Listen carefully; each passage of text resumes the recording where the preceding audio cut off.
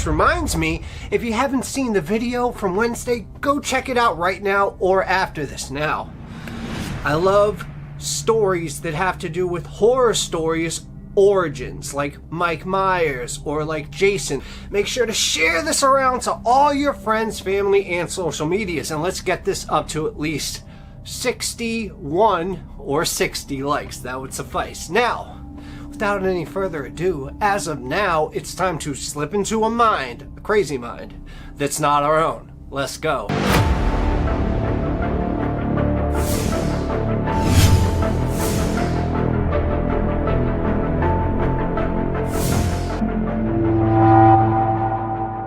On the evening of Friday, February 22nd, 1946, James and Robert Hollis picked up their dates in their dad's Plymouth, which was an older car, and drove to downtown Texarkana Strand Theater to watch a horror movie. The Strand haunted the corner of Main and West 3rd Street, only 2 blocks west of the Texas-Arkansas state line. Little did Jimmy and Mary Jean Larry know that after House of Dracula's climactic finale, they'd step into a horror story themselves. So afterwards, Jimmy dropped Bob and his date off at home. And then Jimmy and Mary Jean set off in the car, taking Richmond Road north. And when they arrived at a stretch of rural road known as Lover's Lane, it was about 11:45 p.m. And although Jimmy had told his dad he would have the car back before midnight, the couple spent the next 10 minutes kissing in the moonlight. Then out of nowhere, a harsh white light shone through the driver's side window. And as he turned from Mary Jean to see what was causing it, Jimmy noticed a person with a ghostly white mask standing right by the door. He held a flashlight in one hand and a gun in the other. "I don't want to kill you, fella," a voice growled through the mask. "So what do you say?" The gunman ordered Jimmy and Mary Jean out of the Plymouth through the driver's side door, and they stood shivering in the cool night air as he silently looked them over. "Take off your damn breeches," he barked suddenly at Jimmy. And instinctively, Jimmy did not want to, but he removed his pants reluctantly when Mary Jean begged him to comply. And then a vicious pistol whipping sent him flailing to the ground, fracturing his skull. The sound of the blows was so jarring that Mary Jean thought that he'd been shot. And the hooded man now turned his attention to the 19-year-old woman. Terrified, she rifled through Jimmy's pants pockets to get his wallet. And when Mary Jean showed the assailant that there was no cash, he became furious and called her a liar, instructing her to retrieve her purse. But there was no purse. So Mary Jean felt something heavy strike her head, dropping her down to the dirt road. And as she started to rise, she thought she heard the masked man's voice ordering her to run. Dazed and confused, she stumbled toward the ditch, but the voice directed her toward Richmond Road. And as she fled, she could hear the attacker angrily kicking Jimmy's semi-conscious body over and over again.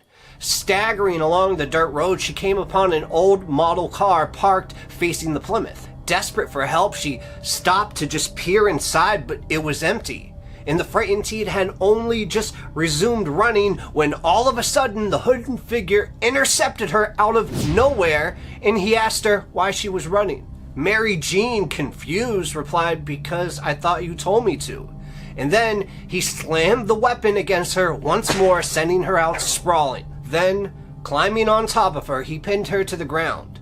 She felt her mind instinctively go numb as her assailant sexually assaulted her. She had no idea how much time had passed. But when he was done, the masked man returned to Jimmy Hollis' beaten body. Battered and bleeding, Mary Jean ran. And she ran then half a mile down the road until she spotted a farmhouse and began frantically just banging on the door. And as she waited outside for a reply, a car cruised by toward Richmond Road. She shouted out for help, but to no avail. Having had no luck with the front door, Mary Jean circled around to the back, where her constant hammering finally woke the residents. Seeing this bloodied young woman trembling in the porch light, they offered her shelter and telephoned the sheriff's office. By this time, Jimmy Hollis had regained consciousness and managed to limp to Richmond Road. He didn't have to wait long either before a passing motorist slowed down to attend to him. When the motorist learned of his situation, he sped off without him immediately just to notify the authorities. And Sheriff Walt Presley of Bowie County wasted no time getting to the scene.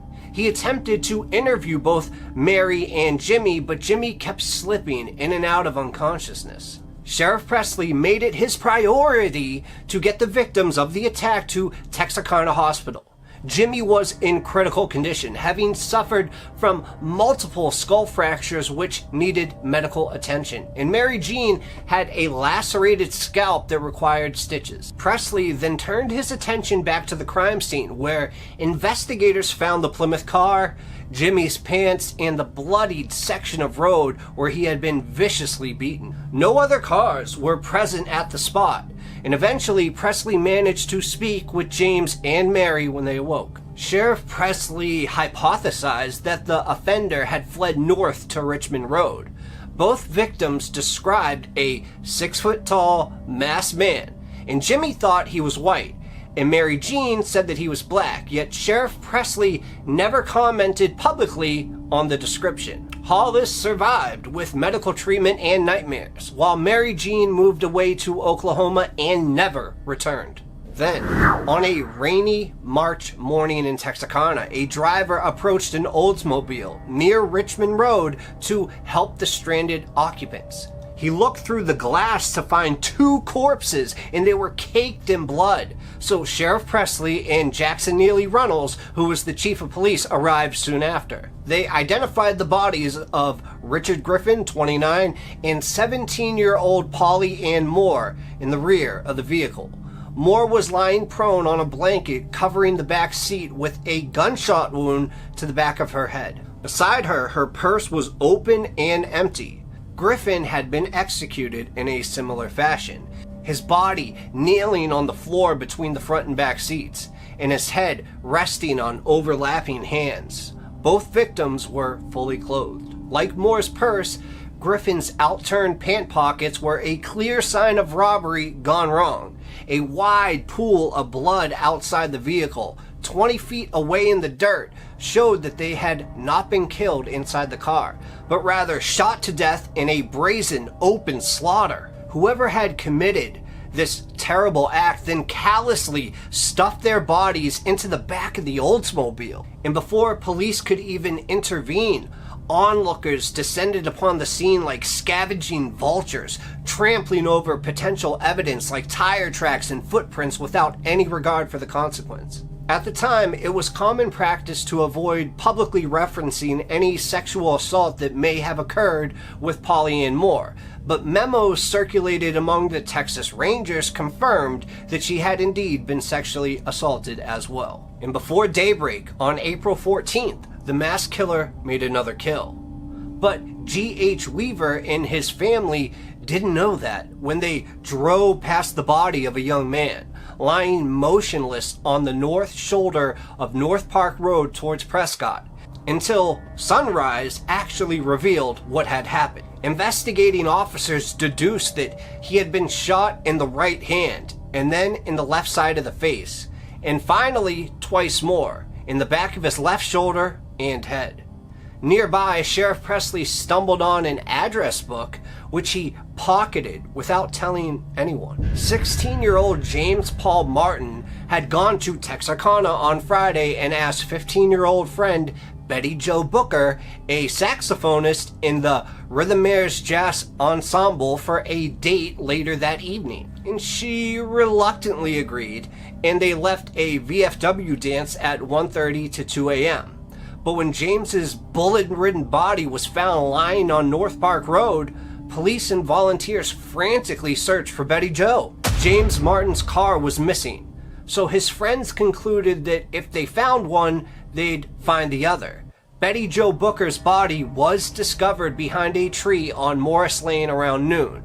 She was shot in the left side of her face and her heart.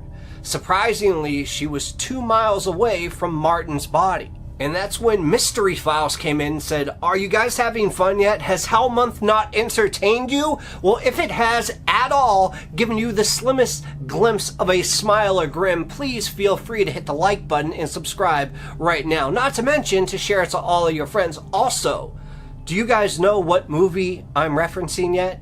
If you do, let me know in the comments right now. I think you'll have a pretty good idea." So, Tom Moore heard a gunshot at 5:30 a.m. James Martin's car was found 400 yards from Spring Lake Park, key in the ignition and 1.5 miles away from his crime scene. Bullet evidence nearby suggested a .32 caliber pistol used on March 24th. This was later matched to the double murder.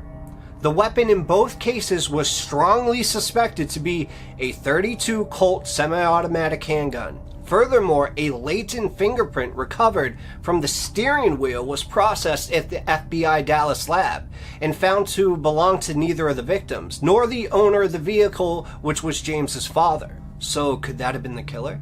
Unfortunately, though, it was of insufficient quality to be compared to the samples on the FBI fingerprint file. Now, while it could potentially be matched to a specific suspect, it could not be cross-referenced against prints of known offenders. Like Polly Ann Moore, the same FBI office determined Betty Jo Booker had been sexually assaulted. And just another strange thing about this particular story, strangely her saxophone was missing. But then it was located several months later in a brush around 140 yards from where her body had been found. Okay, so in Texarkana, a town full of hardened individuals, the first double homicide barely stirred any emotion.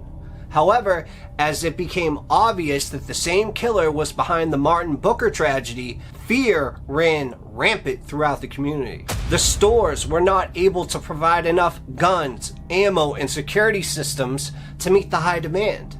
People started calling their friends before paying them a visit in order to avoid being shot by an overly cautious person. So to say this town was on edge is an understatement. On April 16th, the Texarkana Daily News ran a front page story on the murders. Phantom killer eludes officers as investigations of slayings pressed, giving rise to the moniker by which the murderer is still known to this day, which is the Phantom Killer. So you could say this town dreaded sundown. Even with the summer heat wave, the homes of many Texarkanans remain barricaded, like a town suddenly besieged by a malevolent force in an old Western movie. Texarkana desperately needed a solution, and it seemed to arrive in the form of Manuel Trazazaz, Lone Wolf Gonzalez, a Mexican Civil War veteran turned Texas Ranger specializing in forensic ballistics and graphology, and wielding pearl-handed pistols. Surrounded by excited journalists and camera flashes, Gonzalez promised to stay in Texarkana until the Phantom was caught. However, instead of tracking the criminal, he quickly gained notoriety for courting publicity more than anything else. And he gambled with a risky yet smart tactic of placing young couples at typical makeout points while armed law enforcement officers would be nearby hiding in the brush. But unfortunately, nothing came out of it. Maybe that's because the person who did this was on the police force and knew it was coming.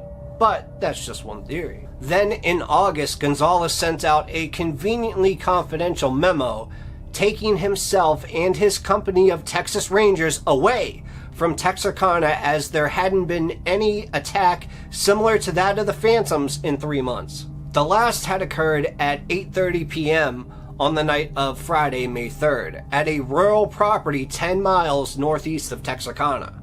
Housewife Katie Stark had gone to bed early and was lying in her evening clothes.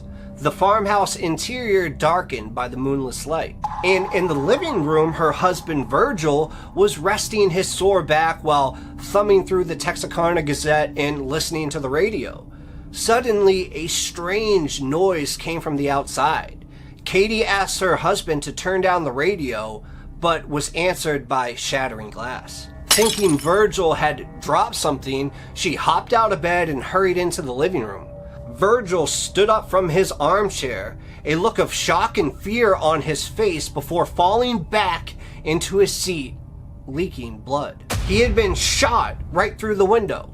Horrified, Katie ran to the phone, fastened to the kitchen wall, lifted the receiver, cranked the handle twice, and she felt something strike the left side of her face. And the kitchen floor was a scene of utter chaos, spattered with traces of blood and teeth. In the midst of this frenzy, she managed to pluck out a single gold-filled tooth before fleeing. Katie blazed through the master bedroom and then down the hallway into another bedroom, sprinting then towards the living room until she burst out onto the front porch. Dashing across Highway 67, she pounded desperately on her neighbor A.V. Prater's door with one hand while clutched tightly in the other was her golden tooth. Upon seeing her injured state, Prater raised his rifle and fired a warning shot off into the night sky. Elmer Taylor whisked her away in his sedan. Katie slumped in the passenger seat, struggling to keep consciousness as blood flowed freely from her wounds. With a screech of tires, they drove her off to the Michael Meager Memorial Hospital. And upon arriving at the hospital, it was determined she had been shot in the face. Fortunately, she would survive. While the attack on the Starks is commonly considered to be the last of the so-called Moonlight murders, there is reason to doubt it is connected. Certainly, whoever fired the shots that killed Virgil Stark and wounded his wife, targeting a male and female, but this violence was directed at an older married couple in their own home, rather than more youthful victims in the pseudo-privacy of a parked car. Plus, the Starks were hit with a .22 caliber bullet, whereas the previous homicide victims were killed with .32s that were scientifically proven to have been fired from the same pistol. Furthermore, Virgil Stark had been carrying on an affair with a married woman whose husband had recently returned to the area from World War II. So not only did this mean there was at least one other person residing locally with a motive to harm Stark, it may also account for the deviations in the MO. It had been 3 days since the Stark attack when a severely injured body of a homeless man, Earl McSpadden, was located on railroad tracks about 15 miles north of Texarkana in Little River County. The corpse had been mutilated further by a train which had passed over him at 5:30 in the morning. Dr. Frank Engler, who inspected it, noticed that Mr. McSpadden's hands had defensive wounds, indicating he had struggled with an assailant that was armed with a knife. And there was a deep 2-inch long gash on the left side of his temple capable of causing his death. Now, despite the lack of any physical or behavioral evidence linking McSpadden's death to the killings in Texarkana, his timely demise gave rise to a number of oft-repeated popular speculations.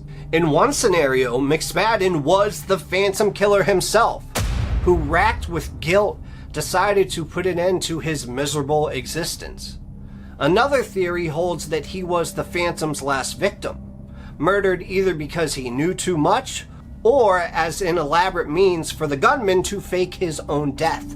While none of the investigators gave much credence to McSpadden's death being related to the Phantom, it goes a long way to explaining the dramatic escape by railway finale to The Town That Dreaded Sundown in 2003. And if you didn't know by now, that's what this story is about, the movie The Town That Dreaded Sundown. And the citizens of Texarkana gather every Halloween season, probably right now, in Spring Lake Park to watch The Town That Dreaded Sundown.